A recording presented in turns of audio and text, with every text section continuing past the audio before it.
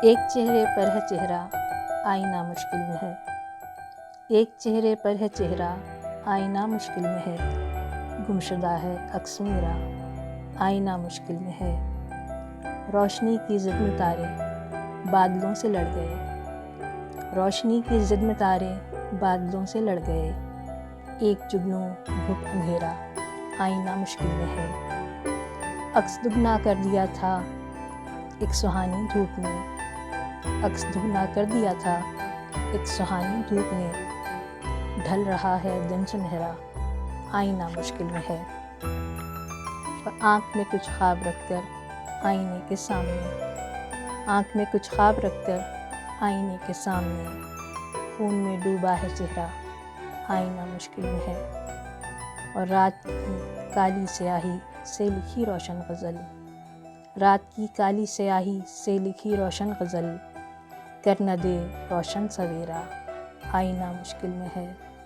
اور آخری شعر ہے، سیما عکس خواب کا ہر عکس سیما کس قدر ہے زخم زخم، خواب کا ہر عکس سیما کس قدر ہے زخم زخم، لگ گیا نظروں پہ پہرا آئینہ مشکل میں ہے۔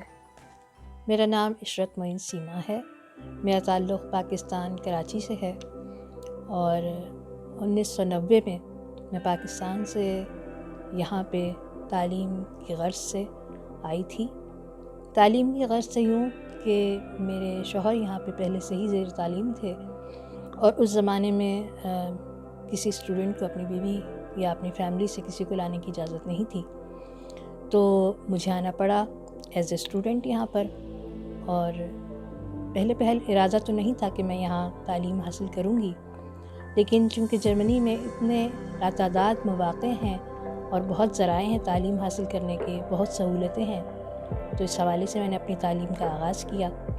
پاکستان سے ابلاغ عامہ میں نے ماسٹرز کیا تھا، اور اسی تعلیم کو مزید یہاں آگے لینا چاہتی تھی، پی ایچ ڈی کرنا چاہتی تھی، لیکن معلوم ہوا کہ ہمارا پاکستان کا جو ہے ماسٹر وہ یہاں کے بیچلر کے بھی مساوی نہیں ہے، تو مجھے ایک دوسرا ماسٹر یہاں پہ کرنا پڑا انڈولوجی میں، انڈولوجی اور پبلسسٹک، جو کہ شعبہ ابلاغ عامہ کی ہی ایک شاخ ہے، اس میں نے اپنا دوسرا ماسٹرز کیا۔ پھر تعلیم حاصل کرنے کے بعد میں مختلف ذرائع ابلاغ کے ساتھ یہاں منسلک ہو گئی، جرمن ریڈیو برلن کی بنیاد رکھی، اپنے پروفیسر کے ساتھ اونی ریڈیو کا جو شعبہ تھا وہ میرے زیر نگرانی کام کرتا تھا۔ اس کے بعد برلنر سائٹنگ میں کچھ عرصے میں نے، جو کہ برلن کا بہت نامور اخبار ہے، اس میں نے کام کیا، ساتھ ہی ساتھ پروزیون اور زیڈ آئنس کی امبیہا جو جرمنی میں ریڈیو اور ٹی وی کے ابلاغی ادارے ہیں، ان میں نے کام کیا۔ یہ کام کا سلسلہ بھی چلتا رہا، ساتھ ساتھ فیملی بھی چلتی رہی۔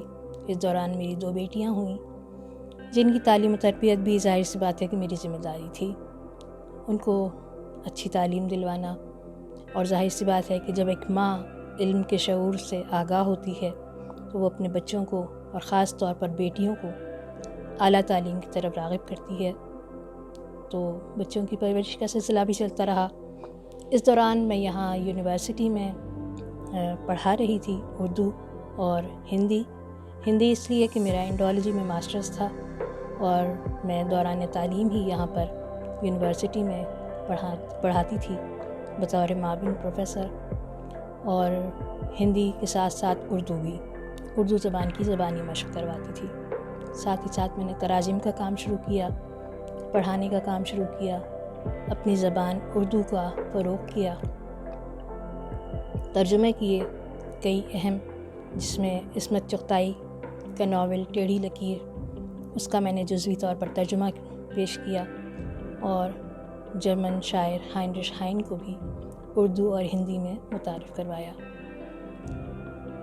اس کے بعد یونیورسٹی ہی میں ایک پیشکش آئی یورپی یونین کے ایک پروگرام کے تحت کہ اگر میں ابلاغ عامہ میں ہی اپنا پی ایچ ڈی، جو میرا ایک خواب تھا جسے میں لے کے یہاں آئی تھی، وہ مکمل کرنا چاہتی ہوں، تو میں یہاں اسے شروع کر سکتی ہوں۔ اس کے لیے پروفیسرز کی تلاش شروع ہوئی. پروفیسر مل گئے، لیکن قسمت خراب تھی کہ میرے پروفیسر کے کچھ عرصے بعد انتقال ہو گیا اور میرا کام رک گیا. لیکن 2011 میں میرے کام کا سلسلہ دوبارہ بحال ہوا. اٹلی سے ایک پروفیسر نے میری معاونت کی اور میں ملان یونیورسٹی سے اپنے اس پروجیکٹ کا آغاز کیا. اٹلی جانا میرے لیے ایک نیا تجربہ تھا. یورپ میں ہی ایک نئی سرزمین، ایک نئی زبان، ایک نئے کلچر کے ساتھ وہاں رہنا. وہاں رہ کر میں نے ایک ڈائری لکھی اور اس ڈائری کو بعد میں ایک کتابی شکل دی جس کا نام اٹلی کی جانب گامزن رکھا. وہ میرا ایک سفر نامہ تھا اور وہ سفر نامہ بہت مقبول ہوا ہندوستان، پاکستان، متحدہ عرب امارات اور سب جگہ، اور میری ایک پہچان بطور نثر نگار ابھر کے سامنے آئی.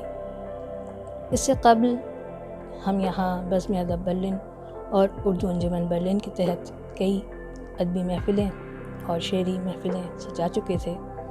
میری ایک شاعرہ کی حیثیت سے پہچان تھی، لیکن نثر نگار کی حیثیت سے باقاعدہ طور پر پہچان مجھے میرے سفر نامے نے دی.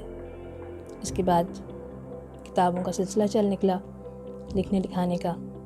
میں نے پھر اپنے 2 افسانوی مجموعے گرداب اور کنارے اور ایک حالیہ میں شائع ہونے والا دوسرا مجموعہ دیوار ہجر کے سائے ترتیب دیا، جو کہ منظر عام پر آ کر بہت مقبولیت پا گیا. اللہ کے کرم سے میرے 2 شعری مجموعے بھی شائع ہوئے، جنگل میں قندیل اور آئینہ مشکل میں ہے.